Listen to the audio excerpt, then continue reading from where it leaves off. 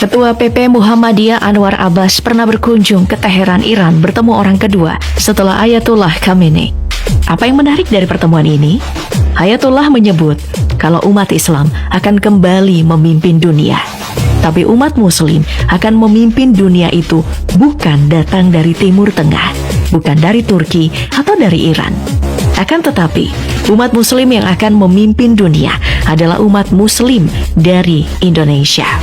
Ayatollah juga berpesan agar hubungan baik antara NU dan Muhammadiyah terus dijaga, karena nantinya akan memainkan peran penting. Dari pertemuan antara Anwar Abbas dan pemimpin Iran ini, yang menarik untuk kita bahas adalah bagaimana sebenarnya Indonesia di mata pemimpin Iran. Mengapa sangat meninggikan Indonesia? Dan soal umat Muslim di Indonesia akan memimpin dunia, apakah prediksi Ayatullah ini bisa terwujud? Kalau kita bicara kenapa Iran kagum dengan Indonesia, ada sejarah panjang di baliknya. Hubungan antara Indonesia dan Iran bisa dibilang hubungan ini sangat penting sebagai dua negara mayoritas Muslim yang bertanggung jawab mewakili dunia Islam secara global. Menariknya, meski ada perbedaan dalam orientasi keagamaan, Indonesia yang merupakan populasi Sunni terbesar dunia dan Iran negara mayoritas Syiah terbesar di dunia. Dan meskipun sentimen anti-Syiah terus meningkat di Indonesia, hubungan dua negara ini tetap sangat bersahabat. Hubungan diplomatik antara Indonesia dan Iran sudah dimulai dari tahun 1950. Jika merunut sejarah, hubungan kedua negara ini punya akar sejarah yang panjang.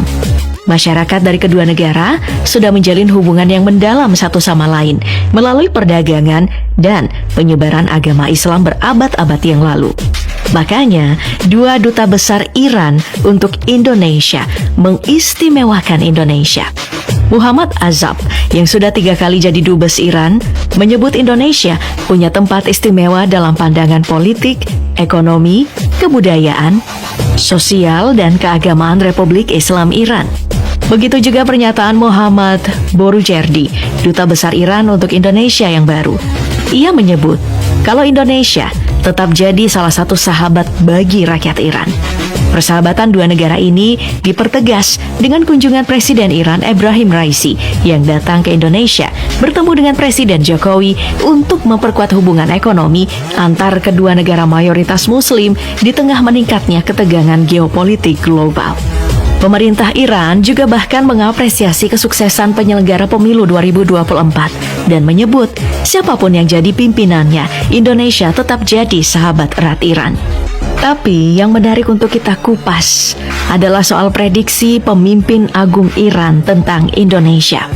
Soal kejayaan Islam di masa akan datang yang akan dibawa oleh umat Islam dari Indonesia. Sekarang yang jadi pertanyaannya, apakah umat Islam bisa mewujudkan kejayaan seperti pada masa kejayaan Islam pada masa Bani Umayyah dan Bani Abbasiyah? Sulit untuk menjawab pertanyaan itu karena melihat kondisi umat Islam sekarang yang sedang dalam keadaan kurang membanggakan dari banyak aspek. Baik itu dari politik, pendidikan, ekonomi, ilmu pengetahuan, dan teknologi. Umat Islam memang sebagai kelompok mayoritas di Indonesia, tapi dalam keadaan masih lemah. Muslim di Indonesia sekarang sudah mencapai 240 juta jiwa. Jumlah ini memang menguntungkan dari segi simbol kekuatan, tapi sekaligus juga jadi beban yang tidak sederhana. Meningkatkan kualitas dalam jumlah besar pasti tidak sama jika misalnya jumlah itu hanya terbatas.